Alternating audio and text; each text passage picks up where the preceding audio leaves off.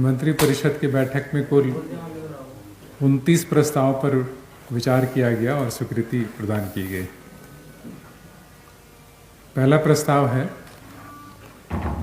माननीय उच्च न्यायालय द्वारा जो WP नंबर 2785/2019 अरुण कुमार एवं अन्य में माननीय उच्च न्यायालय द्वारा जो आदेश पारित किया गया, उसके बाद से जो बिहार के समय में 3 इंजीनियरिंग कॉलेज जिनको कि एक्वायर किया गया था, जिसमें कि मोतिहारी, दरभंगा और गया इंजीनियरिंग कॉलेज थे, तो उस समय कुछ जो कर्मचारी और शिक्षकगण हैं वो अर्हता को पूरा नहीं करते थे, तो उनको उस समय रेगुलराइज नहीं किया गया। बाद में न्यायालय के आदेश से रेगुलराइज किया गया, लेकिन बेनिफिट उनको पहले से नहीं दिया गया था।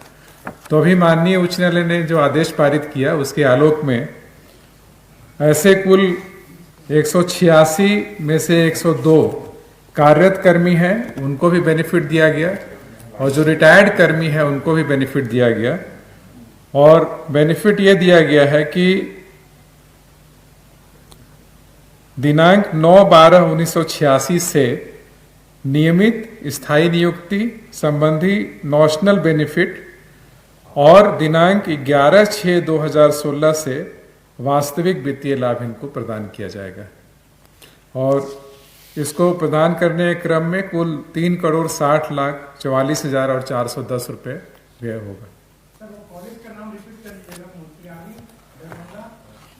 गया ये बिहार में 1986 में इसको एक्ट एक लाया गया था, जिसमें कि बिहार निजी अभियंत्रण महाविद्यालय ग्रहण अध्यादेश 1986 लाया गया था, और ये प्राइवेट जो इंजीनियरिंग कॉलेज थे उसको सरकार ने टेक ओवर कर लिया इस एक्ट के तहत। जब टेक ओवर किया, उसके बाद से जो वहाँ पे क्वालिफिकेशन जो पूरा करते थे टीचर्स, उसको तो रेगुलराइज तुरंत कर दिया गया, लेकिन जो क्वालिफिकेशन उसमें पूरा नहीं करते थे उनको बाद में कोर्ट के आदेश से किया गया, लेकिन वो बाद के डेट से किया गया। तो भी माननीय उच्च न्यायालय के आदेश से उसको पहले के डेट से रेगुलराइजेशन नहीं, बट वो ट्रांसफर हो गया, वहां से होने के बाद फिर वहां पे आ गए थे। 186, हाँ 186 टोटल है। 102 कार्यरत है और बाकी रिटायर्ड है, तो कुल सभी को लाभ ये प्रदान, हाँ दोनों। जिस डेट से मतलब टेक ओवर किया गया उससे उनको नॉशनल बेनिफिट होगा, और बाकी एक्चुअल जो फाइनेंशियल बेनिफिट है वो स्टेट से होगा। अगला प्रस्ताव है पलामू राजकीय अभियंत्रण महाविद्यालय संचालित करने के लिए AICT मापदंडों के अनुसार कुल 131 पदों के सृजन की स्वीकृति दी गई।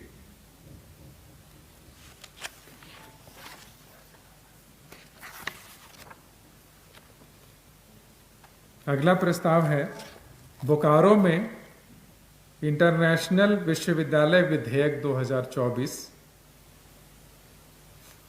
स्थापित करने की स्वीकृति मतलब दी गई। यह विधेयक है, इसको विधानसभा में रखा जाएगा। इंटरनेशनल विश्वविद्यालय विधेयक 2024। अगला प्रस्ताव है झारखंड बिजली वितरण निगम लिमिटेड के घरेलू उपभोक्ताओं को 100 यूनिट के स्थान पर 125 यूनिट प्रति माह मुफ्त बिजली प्रदान करने की स्वीकृति प्रदान की गई। ये करने के उपरांत कुल 7,43,620 नए लाभुकों को इसका लाभ प्रदान किया जाएगा, और कुल मिलाकर के यदि लाभुक देखेंगे जो 125 यूनिट अवेल करने वाले हैं, वो राज्य में 29,15,951 घरों को ये लाभ मिलेगा। कुल मिलाकर के 29,15,951। अभी जो मिल रहा है वो 21,72,331 लोगों को घरों को मिल रहा है लाभ। ये बढ़ करके 29,15,951 हो जाएगा। और अक्टूबर महीना का जो सब्सिडी का जो बिल दिया गया है, इसमें यदि 100 यूनिट माने तो 100 करोड़ रुपए का एक माह का सब्सिडी है, और 125 यूनिट मानेंगे तो इनकी सब्सिडी जो है वो 175 करोड़ रुपया हो जाएगा।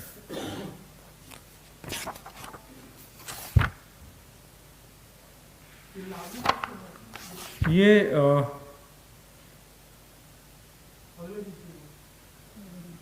इसमें डेट नहीं है, इसका मतलब नोटिफिकेशन के डेट से ही लागू हो जाएगा।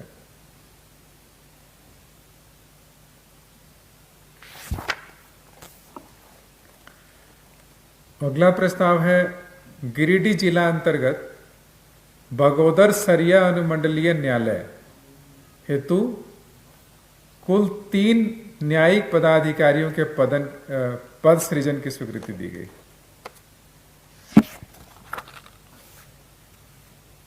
अगला प्रस्ताव है सिविल जज जूनियर डिवीजन संवर्ग में प्रधान दंडाधिकारी अतिरिक्त किशोर न्याय बोर्ड पूर्वी सिंहभूम जमशेदपुर में एक पद के सृजन की स्वीकृति दी गई। अगला प्रस्ताव है चाईबासा न्याय मंडल में पश्चिमी सिंहभूम जिला अंतर्गत चक्रधरपुर अनुमंडलीय न्यायालय हेतु न्यायिक पदाधिकारियों कुल 6 न्यायिक पदाधिकारियों के पदों के सृजन की स्वीकृति दी गई।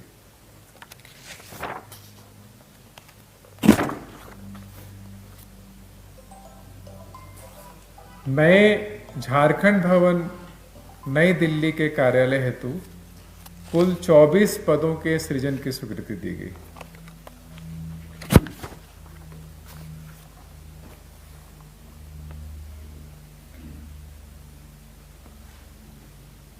मझियाव नगर पंचायत अंतर्गत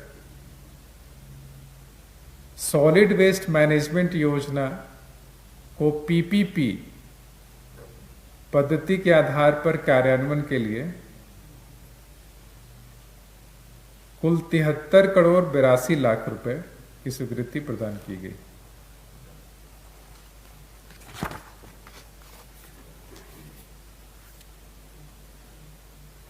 झारखंड भवन उपविधि 2016 यथा संशोधित में संशोधन की स्वीकृति प्रदान की गई।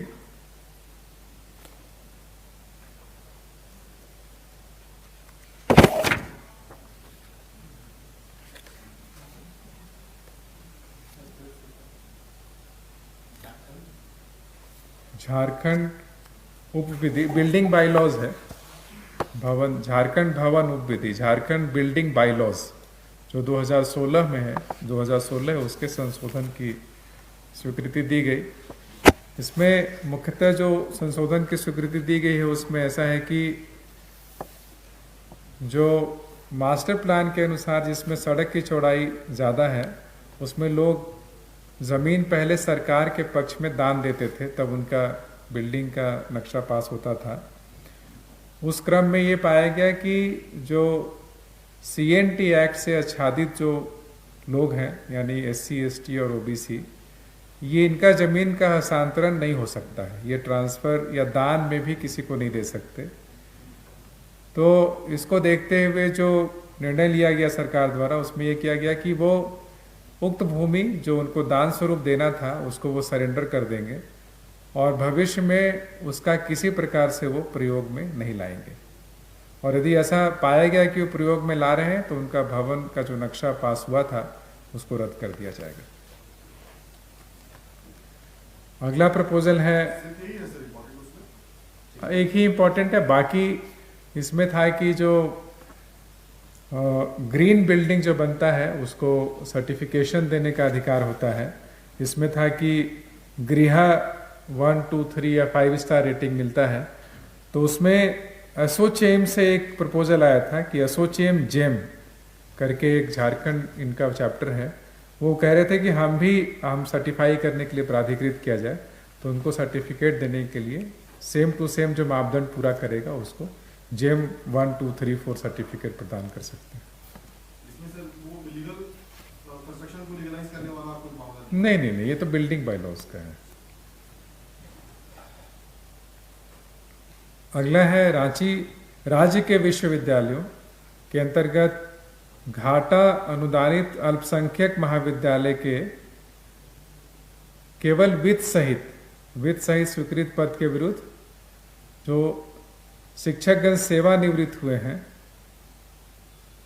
उनको 7th पे कमीशन के अंतर्गत पेंशन और पारिवारिक पेंशन का लाभ 1/4/2021 से देने की स्वीकृति प्रदान की गई।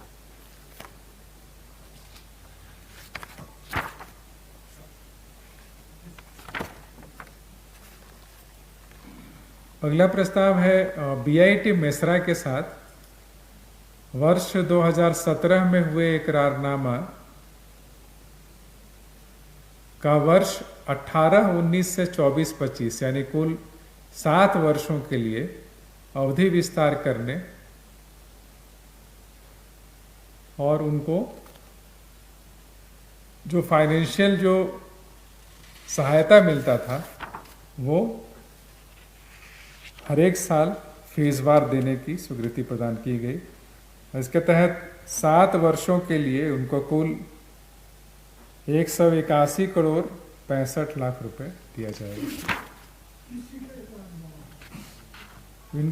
इनके साथ झारखंड सरकार का एक इकरारनामा पहले से ही हुआ था जो चल रहा है, अभी भी चल रहा है। इसमें ये सबसे पहले 2001 में इकरारनामा हुआ था और ये हुआ था कि जो 50% जो सीट है वो झारखंड के लोगों को वो लेंगे और 50% जो है वो ऑल इंडिया कोटा के तहत एडमिशन होगा। तो झारखंड कोटा में जो 50% लेंगे उसके बदले में वो हम लोग राज्य सरकार की तरफ से उनको फाइनेंशियल हेल्प करते हैं, जिसमें कि झारखंड क्रिएशन के बाद से जो डीए इंक्रीज करेगा उसमें झारखंड सरकार को देना होगा 50% उसका, और जो 50% एडिशनल लायबिलिटी होगा जो रिवाइज पे के लागू होगा उसका झारखंड सरकार को देना होगा। तो ये लेकर के अगला प्रपोजल है झारखंड राज्य पुलिस नियुक्ति नियमावली पुलिस सेवा के लिए भर्ती पद्धति 2014 में आवश्यक संशोधन किया गया।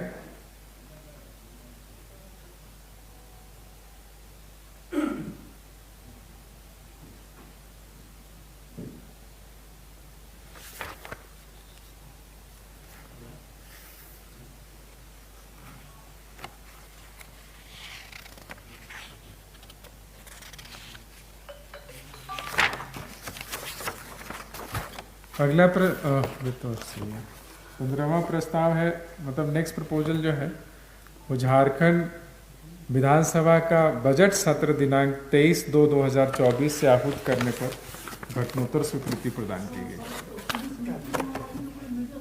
नहीं, वो इसमें ये था कि ये लोग नियमावली में इन्होंने कहा था कि पुलिस का जो दौड़ होता है उसमें RFID का चिप लगाएंगे, लेकिन वो RFID चिप इनको प्रोक्योर नहीं कर पा रहे हैं, तो कह रहे हैं कि बिना RFID चिप के भी हम दौड़ने का अनुमति दीजिए। तो उसी का है संशोधन। अगला प्रपोजल है Jharkhand high court of Jharkhand guidelines for recording evidence of vulnerable witness 2024 लागू करने की स्वीकृति दी गई। ये एक नियम बनाया गया है जो वल्नरेबल विटनेस है उनको प्रोटेक्ट करने के लिए, और उसी का नियम झारखंड हाई कोर्ट से प्राप्त हुआ था जिसको कि राज्य सरकार द्वारा स्वीकृति दी गई, जिसमें कि बच्चे हैं या महिलाएं हैं इस तरह के कैसे प्रोटेक्शन दिया जाएगा, क्या किया जाएगा उसके बारे में प्रपोजल। अगला प्रस्ताव है देवघर जिला अंतर्गत देवघर पुलिस लाइन में 225 बेडेड 6 बैरक के निर्माण के लिए कुल 42,19,57,500 रुपए की स्वीकृति दी गई। 42,19,57,500 रुपये। तो एक बैरक में 225 और 6 होगा या हाँ नहीं नहीं, 225 बेडेड 6 बैरक, 6 ठो बनाया जाएगा। 225 इंटू 6 कर दीजिए, उतना कैपेसिटी का। हाँ 225 बेडेड 6 बैरक है। 225 बेडेड जो बैरक है ना, उसका एक का कॉस्ट है 5,27,000, 5,27,00,000। तो आप उसको 6 से मल्टीप्लाई कर दीजिए, तो उसमें 42 लाख आया, अलग 42 करोड़ आ गया है। कुछ और एडिशनल होगा डेवलपमेंट का। अगला है एनपीएस से ओपीएस में परिवर्तित होने वाले कर्मियों के पेंशन हेतु ऑनलाइन आवेदन प्रपत्र में आंशिक संशोधन किया गया है। वो ई पेंशन फॉर्म जो जमा करते हैं उसमें आंशिक संशोधन किया गया है। अगला प्रस्ताव है स्कूली शिक्षा विभाग का। ये जो शिक्षकों की नियुक्ति हुई थी जो 15, 16 और 19 में, उसमें माननीय उच्च न्यायालय द्वारा एलपीए संख्या 203/2022 में आदेश पारित किया गया था कि एक बार पुनः मौका दिया जाए लोगों को, तो उसके लिए एक बार पुनः काउंसलिंग करने का आदेश किया गया है, जिसमें माननीय उच्च न्यायालय द्वारा पारित आदेशों के आलोक में इसको किया जाएगा।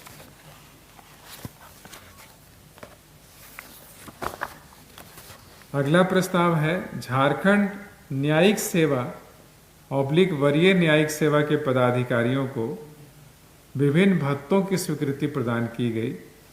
ये माननीय सर्वोच्च न्यायालय द्वारा सिविल रीट पिटीशन 1022 में आदेश पारित किया गया, जिसके आलोक में ये सारे जो भत्ता दिया जाएगा उसकी स्वीकृति प्रदान की गई है, जिसमें कि house building allowance, education allowance, TA, DA सारा इसमें मेंशन किया गया। अगला प्रस्ताव है पश्चिमी सिंहभूम जिला अंतर्गत उलीडीह, चैनपुर, सहजोरा, मेहुलमानी में चारमोर, कुल लंबाई 15.46 किलोमीटर है, को ग्रामीण कार्य विभाग से पथ निर्माण विभाग को हस्तांतरित करते हुए उसके निर्माण के लिए कुल 48,95,17,900 रुपये की स्वीकृति प्रदान की गई।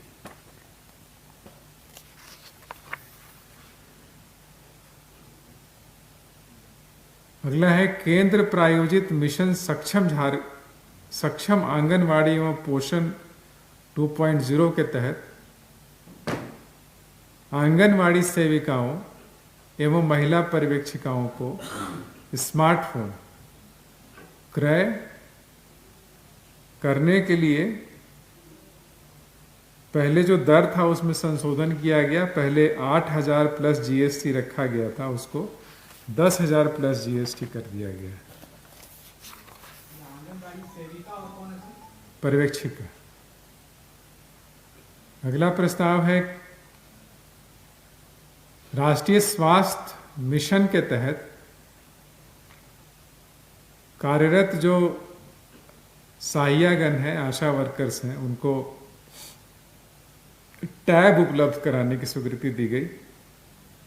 इस पर कुल 114 करोड़ और 25 लाख रुपए गए हुए। 114 करोड़ और 25 लाख। हाँ, संख्या लगभग है, संख्या बताते हैं। 42,664।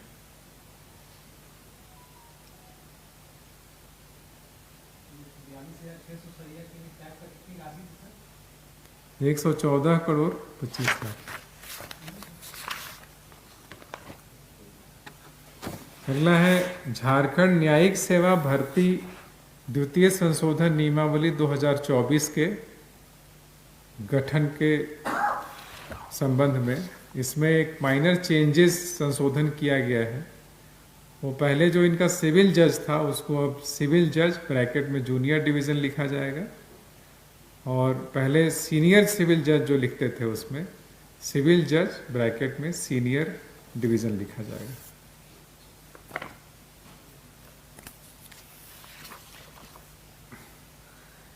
अगला है झारखंड राज्य पुलिस अवर निरीक्षक संवर्ग नियुक्ति नियमावली 2016 में संशोधन की स्वीकृति प्रदान की गई। इसमें जो नियमावली 2016 में यह संशोधित कर दिया गया था कि अवर निरीक्षक संवर्ग के नियुक्ति प्राधिकार डीआईजी कार्मिक होंगे, तो उससे रेंज डीआईजी के रूप में जो पदस्थापित हैं उनकी शक्तियां खत्म हो गई थी, तो ना वो नियुक्त कर सकते थे ना ही वो किसी को बर्खास्त कर सकते थे। तो अब ये रेंज डीआईजी को वापस कर दिया गया पावर। अगला प्रस्ताव है प्रखंड स्तर पर उत्कृष्ट कार्य कर रहे लैंप्स पैक्स को 500 एमटी क्षमता के गोदाम वाले मॉडल लैंप्स ऑब्लिक पैक्स के रूप में विकसित करने के लिए 100 करोड़ रुपए की स्वीकृति दी गई।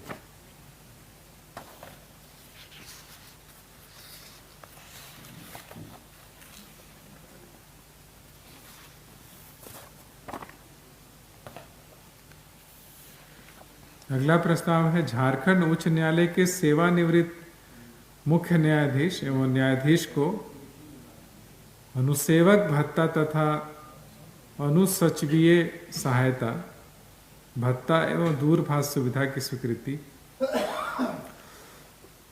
में संशोधन की स्वीकृति प्रदान की गई।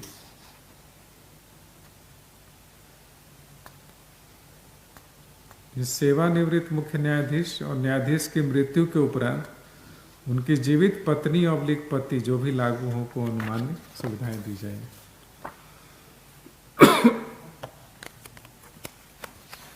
अगला प्रस्ताव है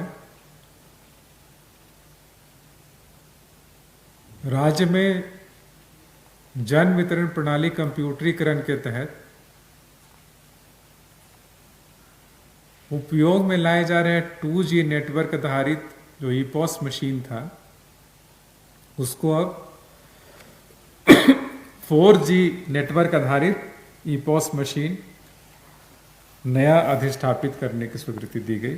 यानी जितने पीडीएस डीलर्स हैं उनको अब 2G जो ईपॉस मशीन था उसके स्थान पर अब 4G ईपॉस मशीन दिया जाएगा। और इस बार जो है ये ईपॉस मशीन खरीद करके दिया जाएगा, ना कि पिछले बार जो दिया गया था वो रेंट पर दिया गया था। इसमें 63 करोड़ 72 लाख रुपए व्यय होगा जो खरीदने पर व्यय होगा, और इसका जो मेंटेनेंस पे होगा रख रखाव के लिए वो 28 करोड़ 67 लाख 40 हजार वार्षिक व्यय होगा। इसमें पीडीएस की संख्या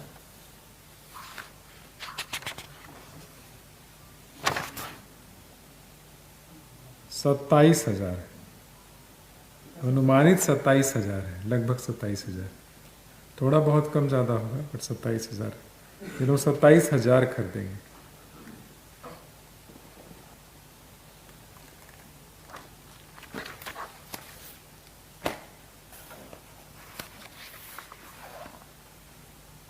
अगला प्रपोजल है झारखंड मिल्क फेडरेशन के माध्यम से गिरिडीह एवं जमशेदपुर में नई डेयरी प्लांट तथा होटवार में मिल्क पाउडर प्लांट एवं मिल्क प्रोडक्ट प्लांट की स्थापना के लिए कुल 320 करोड़ 38 लाख की स्वीकृति प्रदान की गई।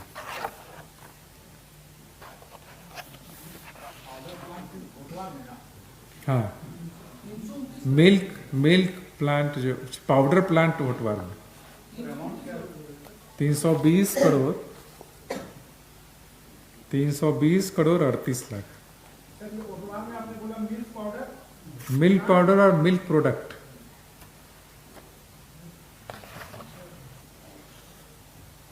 अगला प्रपोजल है लास्ट, राज्य के लैंप्स पैक्स में 100 MT गोदाम, मार्केटिंग सेंटर और ड्राइंग यार्ड के निर्माण के लिए कुल 200 करोड़ रुपए की स्वीकृति प्रदान की गई।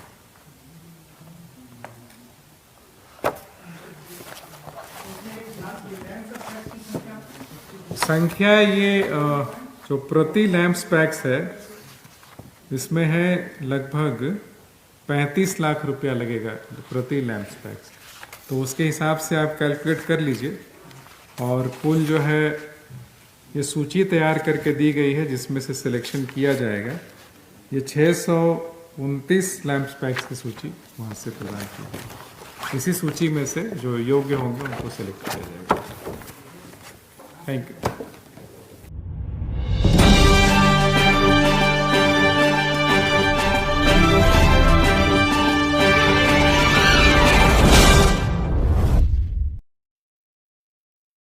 नमस्कार, अर्थ 9 भारत देख रहे हैं आप।